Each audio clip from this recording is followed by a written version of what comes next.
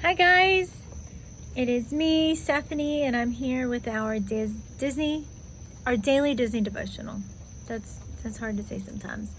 It is a very rainy evening here in South Carolina. It is Friday night, so it's Casual Friday. That's why I have my pigtails. Okay, so today we're going to be reading number 61, Canada Pavilion.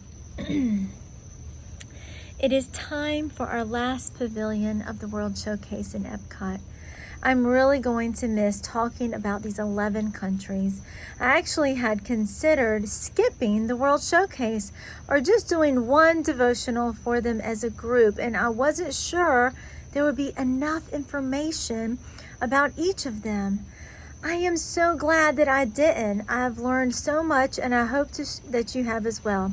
We started in Mexico, America's neighbor to the south, so it's only appropriate to end in Canada, our neighbor to the north.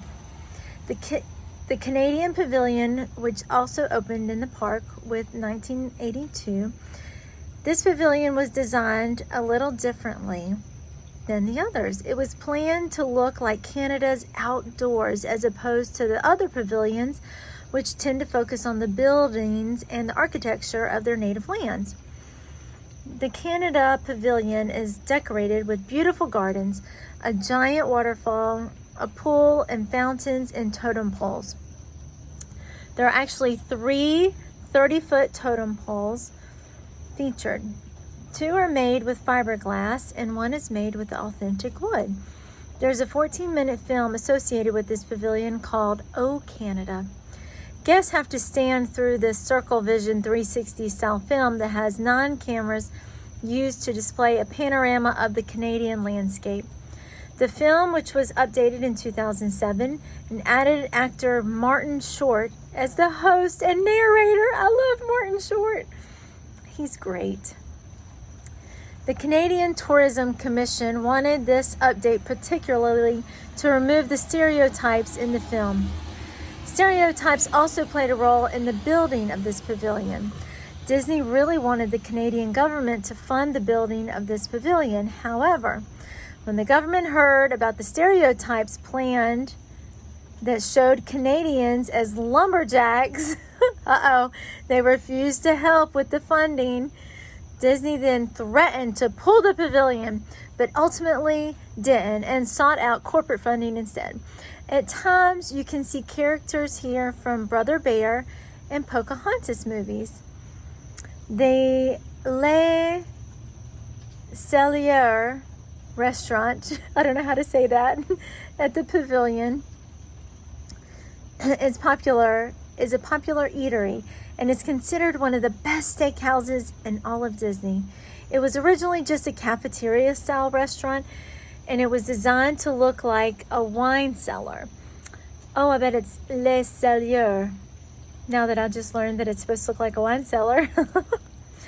One really cool fact about this pavilion is that lights for illuminations actually rise and appear out of the rocks of this pavilion. In fact, many guests try to sit on the rocks and are constantly told to move before the show so they won't be injured. By these rising lights. Additionally, there is a hidden hinged rock on the side of the pavilion across from the waterfall. If you lift this rock, you find a valve that when turned will shut off the entire waterfall. I believe I found this valve our last trip. I didn't turn it. I wouldn't advise trying it. You may just win yourself a one-way ticket out of Epcot. I mentioned stereotypes. What is a stereotype? It means to have a fixed idea about something or someone and to only think of them one way. The Canadian government was adamant in the beginning and recently with the film that they didn't want Canadian people portrayed in just one certain way. They wanted to show that their people are more than just lumberjacks. It's a valid argument and one I'm glad that Disney seemed to have eventually listened to. Did you know that there are several Bible passages about stereotypes? In John 7:24, we are commanded to stop judging others by mere appearances or just by the way they look. Matthew 7 verses 1 through 2 tells us not to judge others or we will be judged in that same way. An Old Testament verse, Malachi 2:10, reminds us that we all have one Father and we're all created by the same God.